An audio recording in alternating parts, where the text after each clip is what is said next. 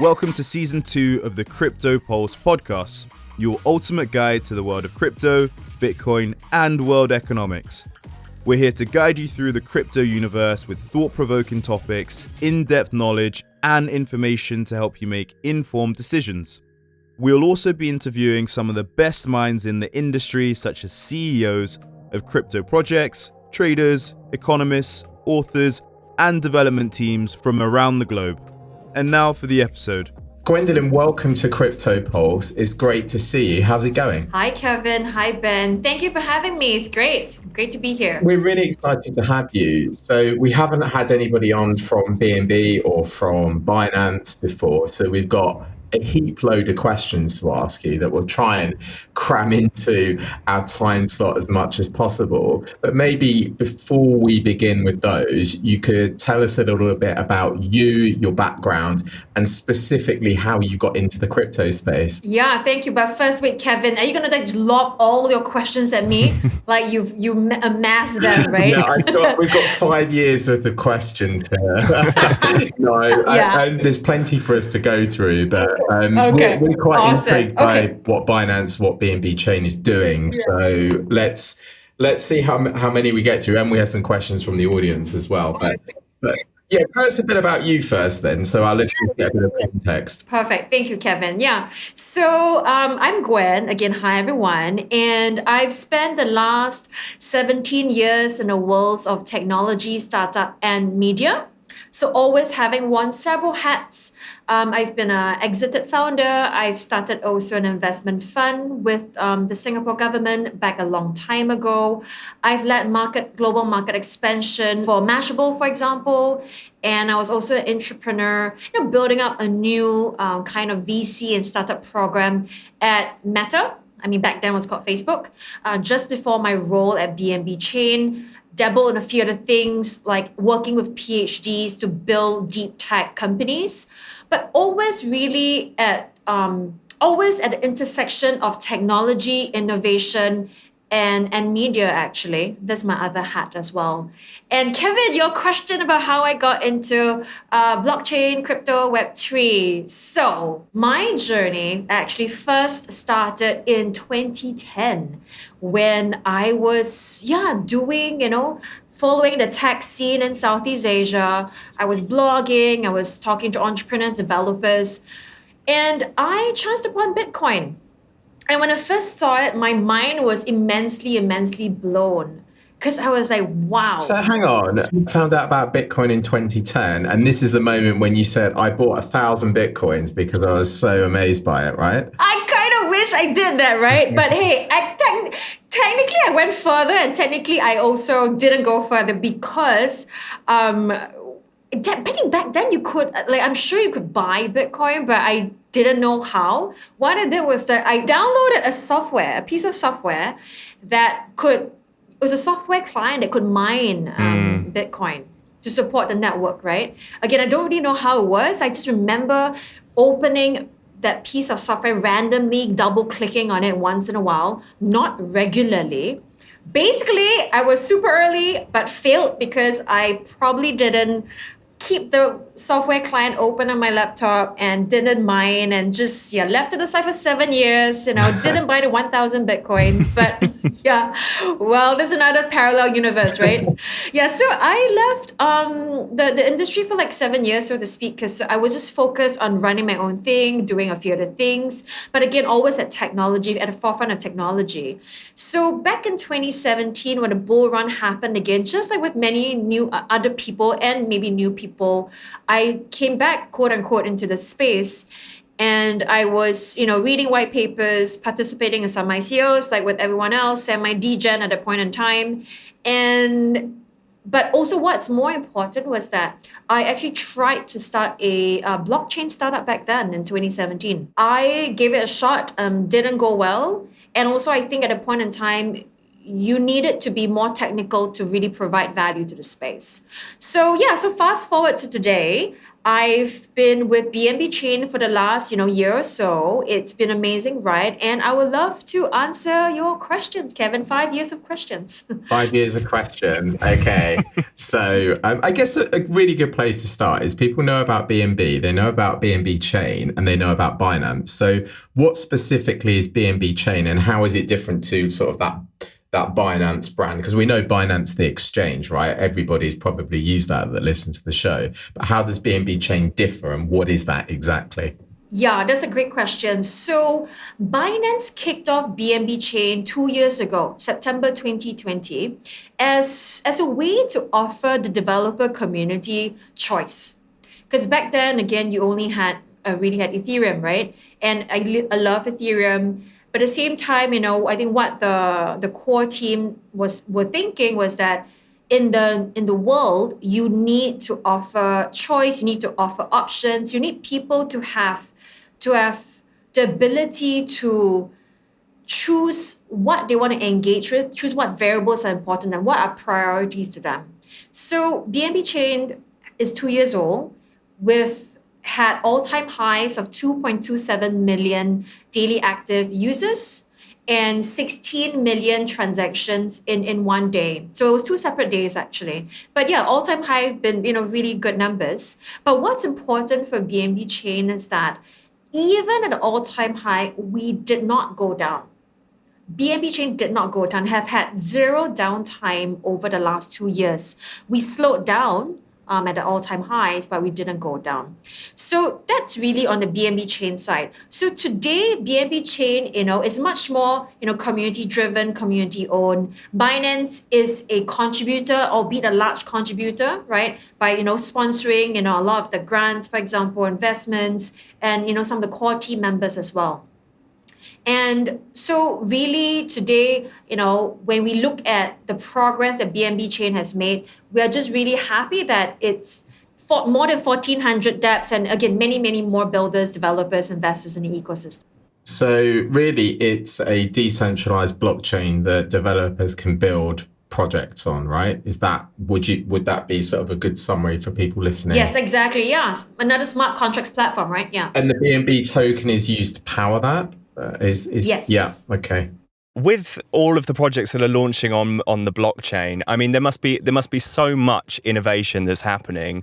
Is there anything in particular that you specifically are excited about that's currently being built on Binance Chain? Are there sections of projects that you look at and say, wow, this is really innovative, and this is where the disruption is going to happen? Great question. Where disruption is going to happen? Well, you can argue that disruption has been happening, right? So I think the question to kind of ask is that what trends and movements are we seeing where we see more of the groundswell? Because I think all of us here probably agree that many industries, not all, many industries can be improved, right? And disrupted with Web3 blockchain. So what I look at right now is what I'm excited about is really seeing more of the intersection of the different categories. Again, we've had the DeFi summer, we had a GameFi, we had NFTs. We all know we're seeing much more mergers. Mergers meaning more intersections, right? Like fractionalization of NFTs. Again, different sectors kind of coming through. I think those are exciting. But I think, when you talk to your question, Ben, regarding disruption, what we're seeing that's upcoming, there's a bit more real time, or we're looking for more changes over the next, say, year or so, would be the big category of social fi. And within it, one of the subcategories that we're seeing now already being disrupted is music fi. So so social fi, as a category, we're immensely excited about for a few reasons, right? Number one, human beings are social. So, in real life, physical life, as well as online, as we all know from the Web 2 world. So social fi has been disrupted. There have been many people trying to recreate the space with, better economics flowing across the ecosystem, right? To both the producers of content, i.e. users, right? And the platforms and just redistribution. But at the same time, we haven't really seen anyone kind of really come up. So we're excited to watch that space even more to see which SocialFi projects will really kind of take on more of the market. And I mentioned MusicFi. So MusicFi is also an industry that I think will see even more disruption. So music in the traditional space, Web2 space, and streaming, only about 12% of streaming revenues go to creators. Yeah, which it's a is huge problem. which seems immensely low, right? You would think that the musician, the artist, would get a bigger cut, So one thing that we're excited about is to see more people building the space, targeting different aspects of, again, streaming revenues, better redistribution, royalties, and stuff like that. So one project that's native on BNB Chain is Corite. They allow musicians and artists to basically work with their fans for the next upcoming release and album. And one of the biggest names that Corite has worked with over the last few months is Alan Walker, one of the world's most famous DJs. And Alan Walker actually worked with more than 3,000 of his fans for his upcoming album. So we're seeing SocialFi, MusicFi. I think these are the two spaces that are right now, I think we're seeing more builders interested in the space. And of course, we can go down even more the rabbit hole maybe now or later, but Ben, so I think more disruption to happen is really DAOs. So DAOs, has been a concept that's been around for many years, right? But really only started, being mentioned more, I guess, amongst the Web3 community over the last year or so. And sure, there's like the argument that there are more DAO tooling and DAO infrastructure, more DAO hype than actual successful DAOs. Right.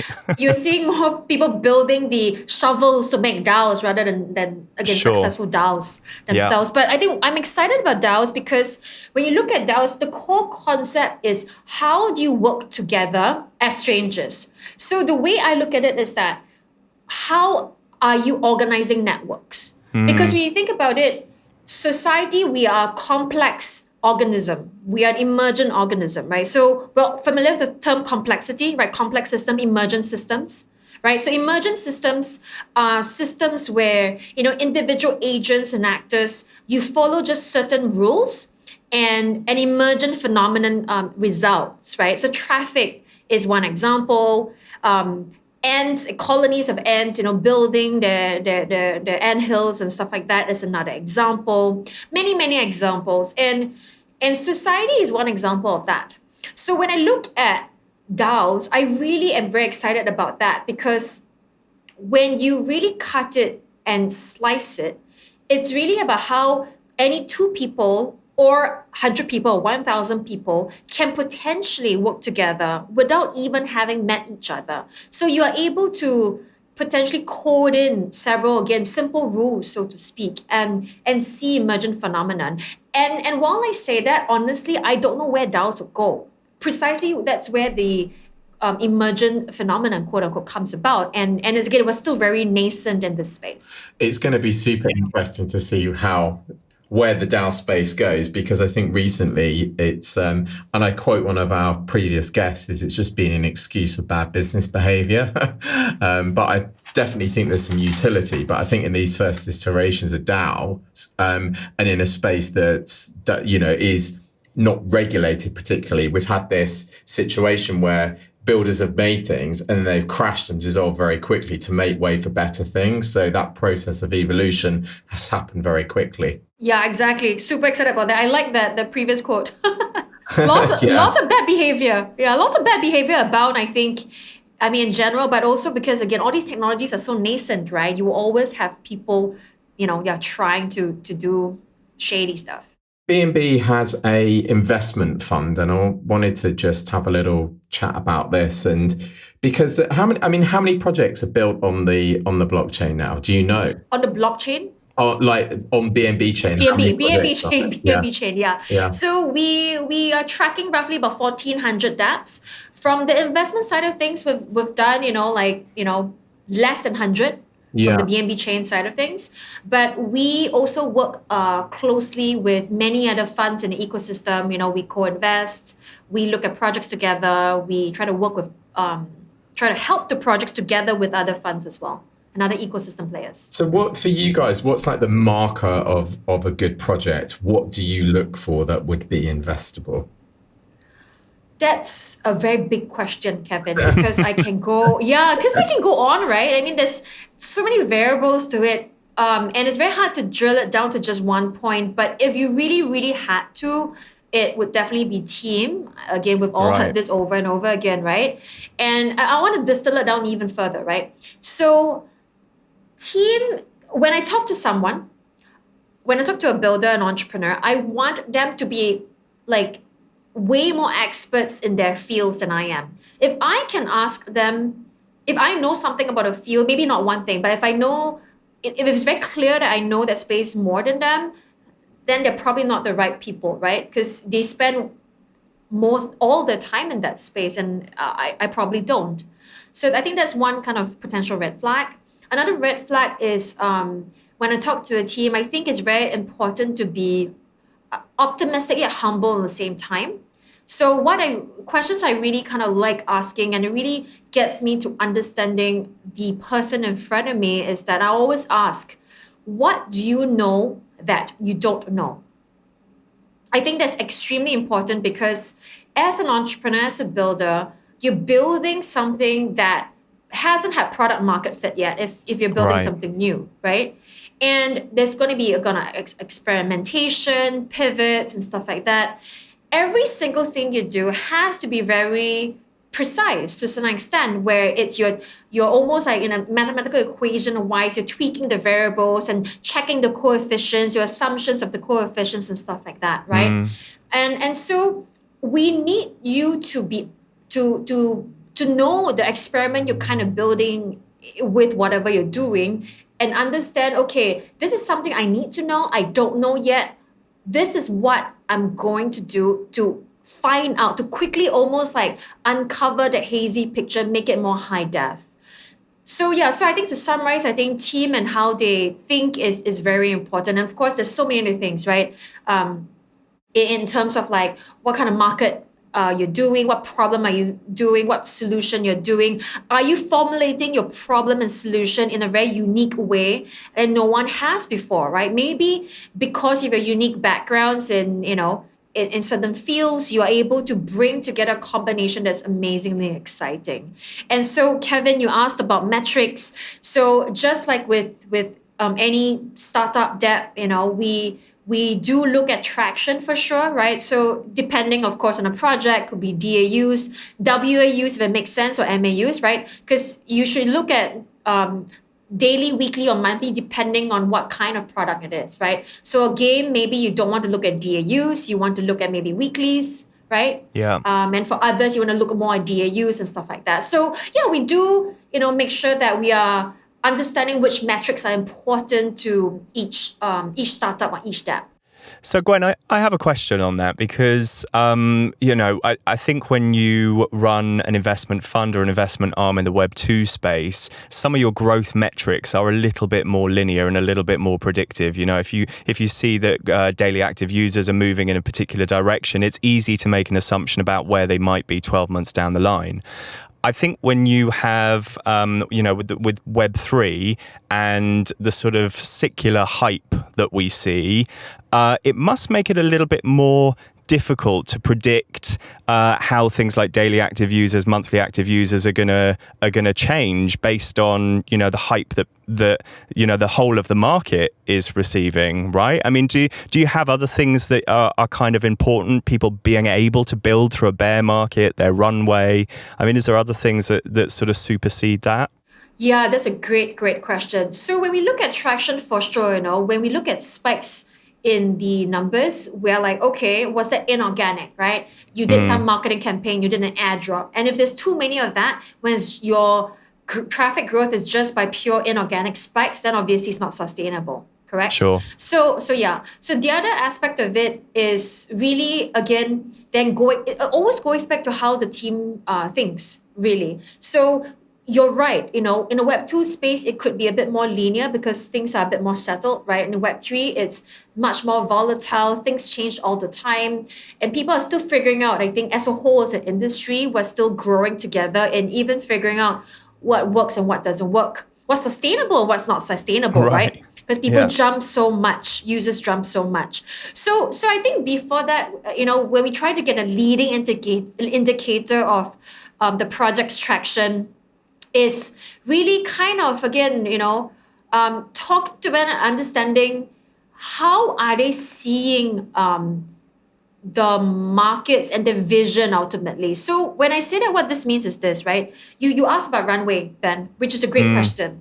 So the project founders cannot be, in a sense, too insular, right? And just to focus on was one thing, hey, our only method is to do airdrops, and that's how we'll get users, right? Right. That obviously doesn't work. And we've seen enough of projects where, unfortunately, that has been the case, right? Where the founders are and core team members are, a bit newer to entrepreneurship, to building, right? And they think it's just one thing that makes sense, right? So we do look then for, again, how they are able to think a bit more holistically, really. But also in thinking more holistically, it's also being able to hire, recruit, and retain people in a team that can able to complement your skill sets, right? So so I think that's one important thing. So runway and managing your treasury, thinking about, again, the numbers and how do you manage a community. All these are super important, especially, of course, in Web3, where the tokenomics are so much more important.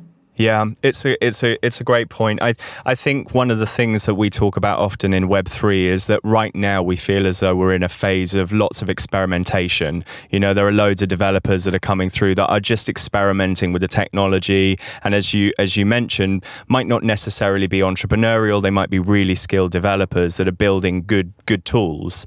One of the things that I'm always curious about is how far out do you think we are from Web3 really replacing some of these Web 2 solutions that we've got? I mean, do you think we've sort of got another 5 years, 10 years of experimenting before DeFi really comes in as a really good, solid solution to some of the issues that we see in finance? Yeah, I love this crystal ball gazing sessions. Like, I need to. I hope you've got the answers, because I don't.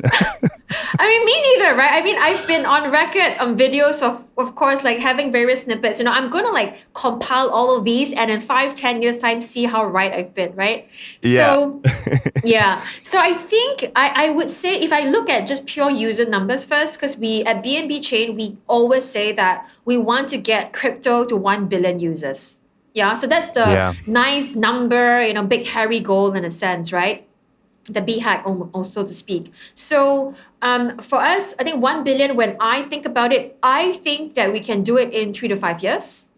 I may be wrong, but I do think that it will happen faster than we think. Just like, again, we've seen all the different websites, platforms over the last 20 years or so. It's always taken, of course, the ramp up time, the curves has always been, the gradients basically have been steeper and steeper, right, in terms of user growth. And I think we'll be more surprised by it. So in terms of your question specifically, Ben, in whether we'll see use cases, right, really replacing our Web 2, the Web 3 ones replacing Web 2 counterparts. Yeah, I mean, using that number as a kind of an indicator, I think we will have, in about 3 to 5 years, we will have most people engaging in some sort of DeFi, for example, but not directly engaging with it, right? So it could be custodial DeFi, if that makes sense, right? So CDeFi, right? Yeah. Where they access it through, for example, the Binance app, and they use that, to do pancake swap, because Binance app allows that already, right? And I think we'll see more of that. Maybe we'll see more of the banks. We see some of them already doing stuff in the space, right? So I think most people, or many people in 3 to 5 years, will have some interaction or being able to benefit from it. So maybe even like, instead of having 0.2% in your bank account statements, right, your bank savings account interest rate, now you can get slightly higher, right? I don't know what, 3 to 5% as an example, right? So, but they may not know where it's coming from, but they would be able to benefit from the Web3 space, I think. So I think in 3 to 5 years, you will see some of that. If you're going to talk about other use cases like social media, as Well, just like now I music, mentioned, for example. Yeah. I mean, it's a huge space that I feel is ready for disruption. As you rightly said, I think it's 13% of the royalties that go to the artists, and there's so much great music being made. And my opinion has always been that they're being robbed by some of these big companies. I would love to see a proper Web3 decentralized solution come in and solve that. But I'm always curious about how far out we are. I mean, my gut says probably 10, 15 years. Let's see, Ben. Let's see whether Let's see. whether I'm right in 5 years, and then if it's not, then we'll check back in 10 years again, right? So I think for Music.fi might be a bit tougher, because I do think that music is super ripe for disruption, as we discussed. There's so much potential. We see so many musicians already playing the space, right? Selling the albums, doing NFT drops, playing around with having token gated communities, right? So I think a lot of it is happening, right? Whether it will get to mass market and cross the chasm, so to speak. I'm hopeful 3 to 5 years. Right. I think Music.fi specifically might be on the longer side than earlier side, like get closer to the 5-year mark rather than 3-year mark. Because I think DeFi is a bit more natural to cross over a bit more to the mass market, but music would take a slightly longer. We appreciate you getting your crystal ball out. I know it's always a tough question, but if anyone has some idea, it would have been you. So thank you. I mean, we ask these people these questions because we have no idea ourselves. A bit, we speculate and guess and use our knowledge and experience. But I think you're right. I think all of a sudden everything will happen, and there'll just be this parabolic adoption. But I think the trick is like, the general public, people that use these apps, and whether it's musicians or people that consume music, they don't really care about Web3. They don't care about decentralization. They just care about a better system. So if it can be presented in a way that improves their lives, then there'll be that adoption. And I think a lot of the devs and the tech people forget about this kind of stuff. And that's what I think will help drive adoption.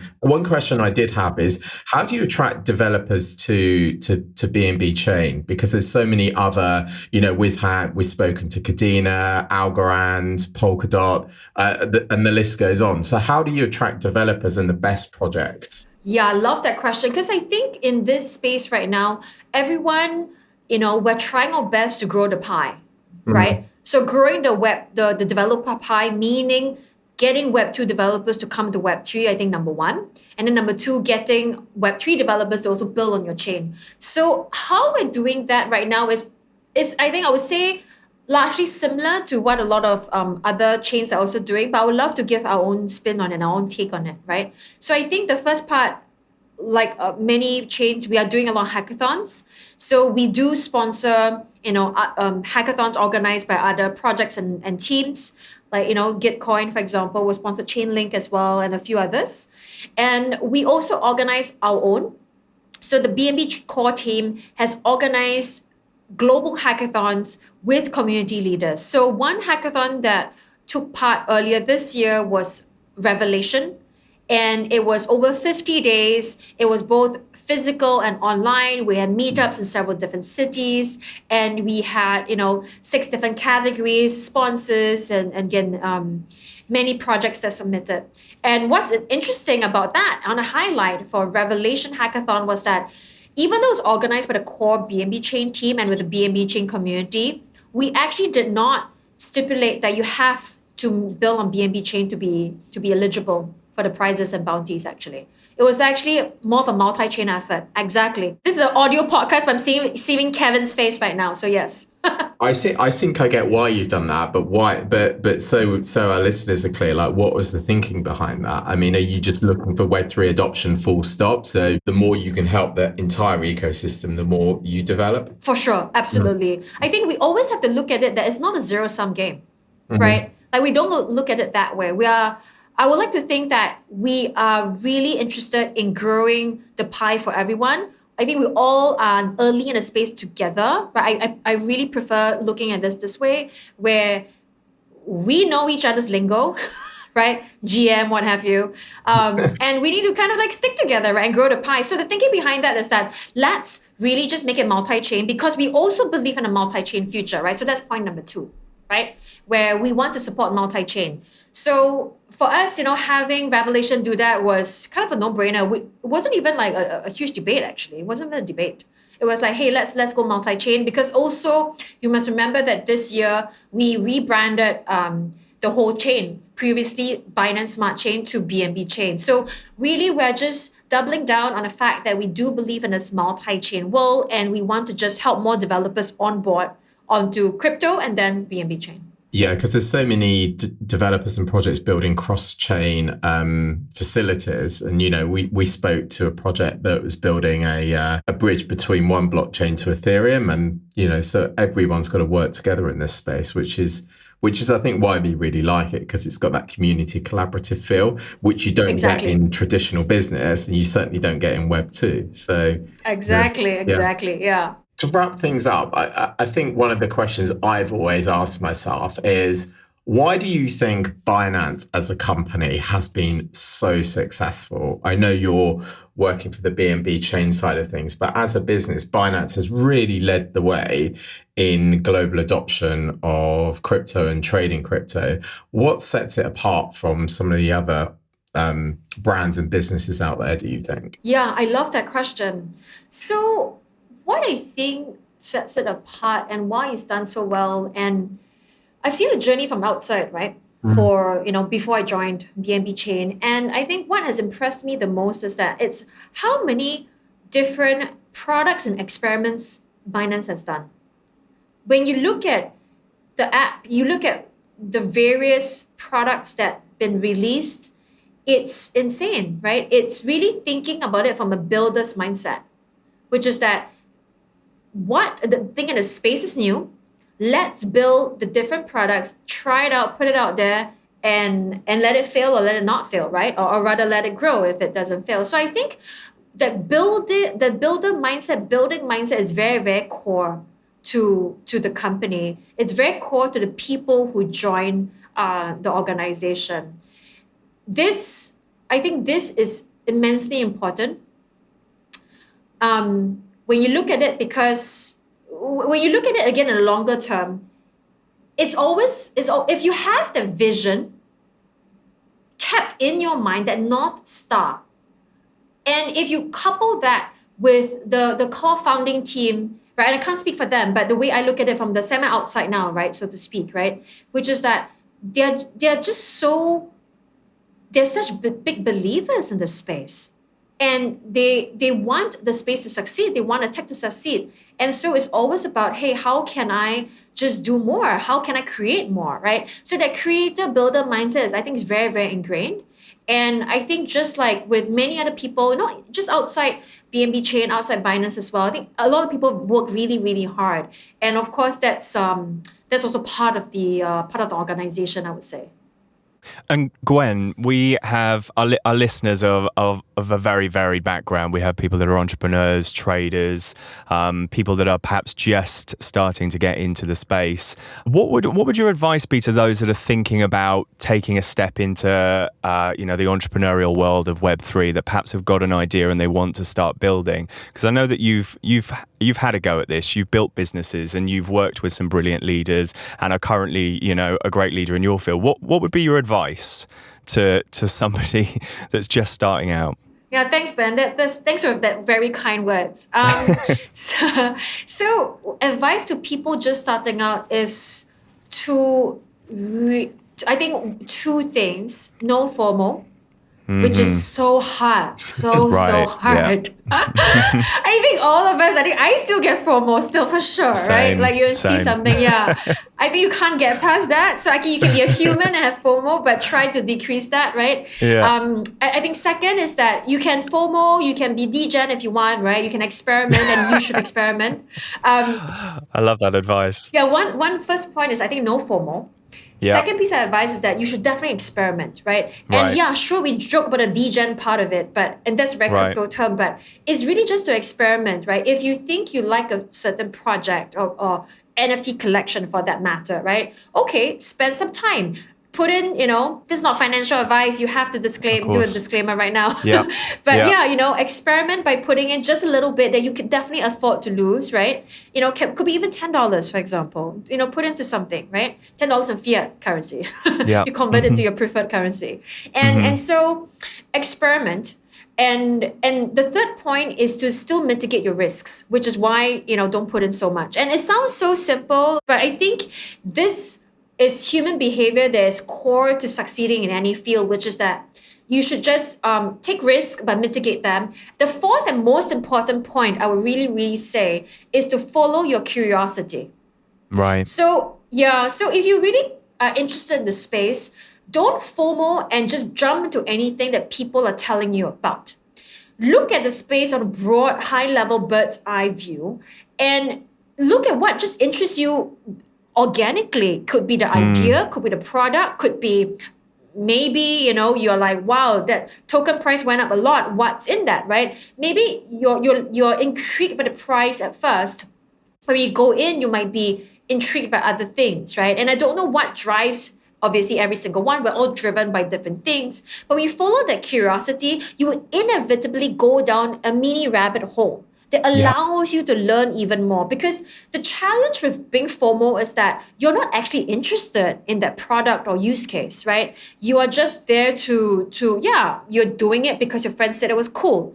And that's never a good way to learn because you're just everywhere. Yeah, it's a really good point. I think when I got into the crypto and blockchain space years ago, I found the research part really fun. I mean, there's an abundance of good quality information, good quality influencers.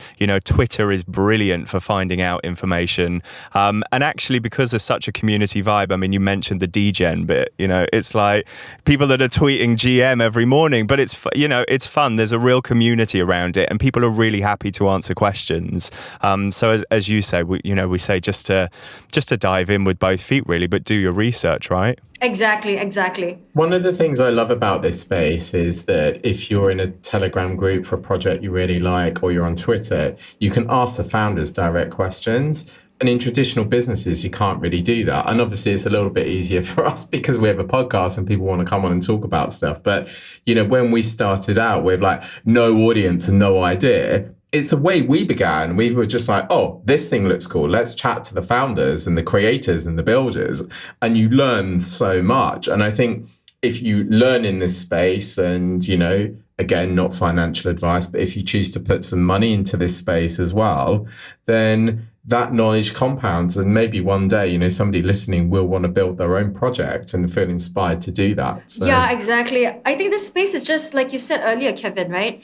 It's just so community driven, right? And where I think we all feel like we are in one space together. We are happy to learn, and we're all I would say this community is just loves answering questions and asking questions. It's our job. And we love it. Okay. So is there anything else that you think we've missed out today that's important that our listeners need to know about, or any other talking points that we should just cover off? I think for BNB Chain, one of the key things I wanted to highlight to everyone, to your listeners, is that, security is an important thing that we are trying to solve, right? As a community. So one thing that we announced recently, the core team announced recently, is called Red Alarm, where we highlight suspicious projects essentially. And we're going to be announcing a few more things that's upcoming, where we want trying to gather again community leaders, especially in the security space, to work together. We can level up everything, because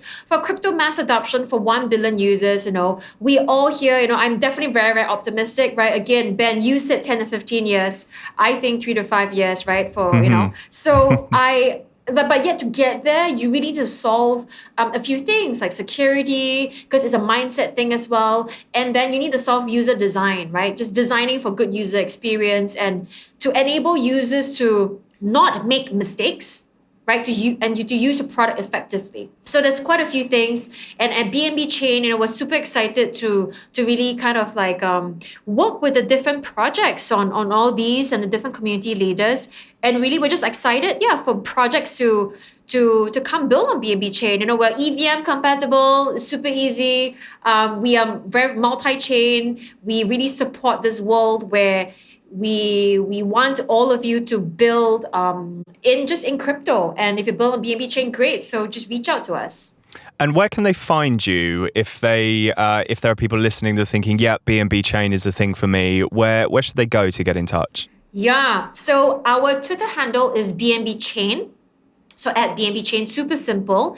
And there's also a Discord channel where it's super active, and you can ask for marketing help and talk to fellow BNB Chain builders and developers. Great. Okay, top tips. We'll make sure we put the links to those into the show notes as well. So if anyone's listening who wants more information, scroll down and follow the links. Great, that's amazing. Well, thanks so much for coming on, talking to us. Maybe we could do this again in the not too distant future, because I think as this space evolves, you've probably got more to say and more updates from BNB, and we'd love to hear some more. And I think our listeners will really have enjoyed this conversation. So thank you very much for coming on the show. Love that too. Thank you so much, Kevin. Thanks, Ben. Thank you all for having me. Thank you. Bye. Cheers now. Bye-bye.